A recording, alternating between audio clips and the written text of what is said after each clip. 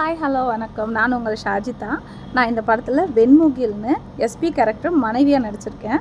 சமகால பெண்களோட உளவியல் சிக்கல்கள், ஏன் வாழ்க்கை, ஏன் உரிமைன்னு வாழ்கிற ஒரு கேரக்டர் பண்ணியிருக்கேன். ஸ்டேஸ் இன் கிச்சன். இந்த படத்தில் நடிக்க வாய்ப்பு கொடுத்த டைரக்டர் கண்ணன் சாருக்கு என்னோட மனமார்ந்த நன்றிகள்.